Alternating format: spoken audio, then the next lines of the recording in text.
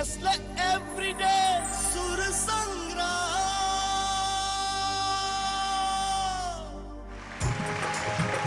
तोहरे द्वार के नजारा बड़ी प्यारा मैया जी बड़ी नीक लागेला। ओ तोहरे द्वार के नजारा बड़ी प्यारा मैया जी बड़ी नीक लागेला। जब चढ़ जाला भगती के पारा, जब चढ़ जाला भगती के पारा मंदिर वह नजदीक लागेला। तोहरे द्वार के नजारा बड़ी प्यारा मैया जी बड़ी नीक लागेला। एक रघुवीर बाबू बाड़े हमरे मंडल में, एक रघुवीर बाबू बाड़े हमरे मंडल में। माइक ले लो। एक रघुवीर बाबू बाड़े हमरे मंडल में, गंगा जल भर के लाइल बाड़े ई कमंडल में। हमरे रघुवीर बाबू के हर बात निराली बा, काहे कि सब जानता हो मैया खोल देले आपन भंडारा माहौल जब ठीक लागेला। पहले मैं ये चाहूँगा कि आप मुझे माता रानी का आशीर्वाद दिलवाएं। आ जाइए आ जाइए आ जाइए। नजारा बड़ी नीक लागेला। ऐसे ही गावत रह और जिंदगी भर हमरा से कहत रह कि मनोज भैया माई के दर्शन करावत रह, हमनी के तोहरा संगे रहल जाए। बहुत अच्छे बहुत अच्छे। हाथ में त्रिशूल गरवा,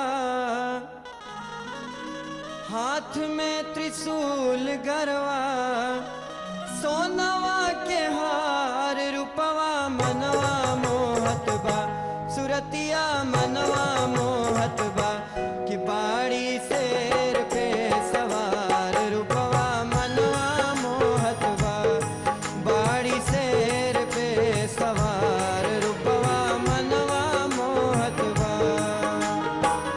हाथ में त्रिशूल गरवा, हाथ में त्रिशूल गरवा, सोनवा के हार रूपवा मनवा मोहत बा, रूपवा मनवा मोहत बा कि बाड़ी शेर पे सवार रूपवा मनवा मोहत बा, बाड़ी शेर पे सवार रूपवा मनवा मोहत बा।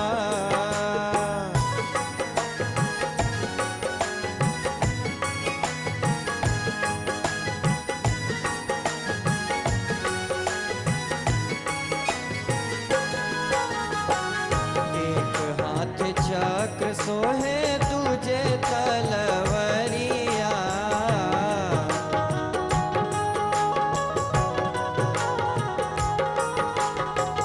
भक्तन के गूंजत बाटे भारी जय करिया।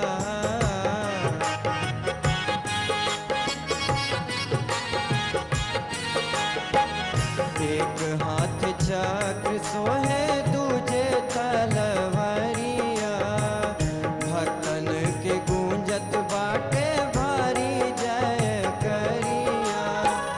सोने के मुकुटवा सोहे, सोने के मुकुटवा सोहे, माई के कपार रूपवा मनवा मोहत बा, सुरतिया मनवा मोहत बा कि बाड़ी माई शेर पे सवार रूपवा मनवा मोहत बा, बाड़ी माई शेर पे सवार रूपवा मनवा मोहत बा। हाथ में त्रिशूल गरवा, हाथ में त्रिशूल गरवा, सोनवा के हार रूपवा मनवा मोहत बा कि बाड़ी शेर पे सवार रूपवा मनवा मोहत बा कि बाड़ी माई शेर पे सवार रूपवा मनवा मोहत बा, बाड़ी शेर पे सवार रूपवा मनवा मोहत बा कि बाड़ी माई शेर पे सवार रूपवा मनवा मोहत बा।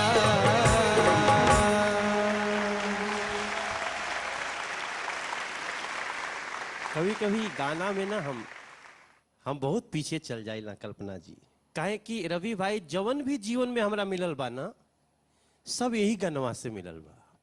यही गाना जब हम 1996 के नवरात्र में बनावत रहनी, तब तक हम माई के मंदिर में गईले नहीं रहनी कहीं दर्शन करे।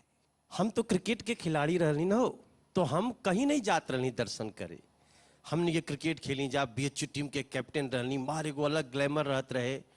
तो हम लोग माई के मंदिर का, तो हमार माई कहले से ना कि तू कितनो गाना गईबे तो तोरा की कुछ न मिली, जबले तू माई के गीत गा। और मैं एक फोटो देख के गाना बनाया था।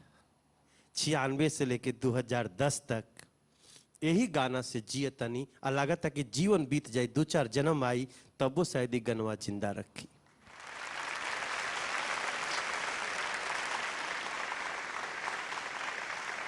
रघुवीर से मैं एक ही चीज कहूंगा, ये जो कमी है आपके अंदर, इस कमी को आपको म्यूजिक की नजरों से पहुंचाना है पूरी दुनिया के सामने। थैंक यू सर।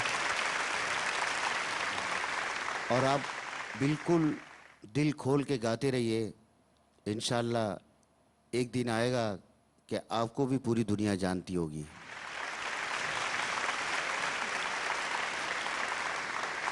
तो इस वक्त मैं रघुवीर को 30 मार्क्स दे रहा हूँ। थैंक यू सर। जैसे कि मैंने पहले भी कहा है, रघुवीर आपकी सबसे बड़ी ताकत है आपकी सरलता।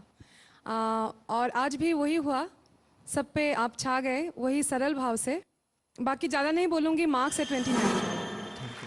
29 नंबर। आप जब गा रहे थे तो माँ का पूरा स्वरूप आपके शब्दों में इसलिए था क्योंकि आप दिल से महसूस करके गा रहे थे। जय माता जी रघु भैया, जय वाह बाबू, जय हो जय हो, जय माता। प्रेम से बोले सच्चे दरबार की जय। और रघुवीर भाई के इनके कुर्सी पर बैठाओ जाए।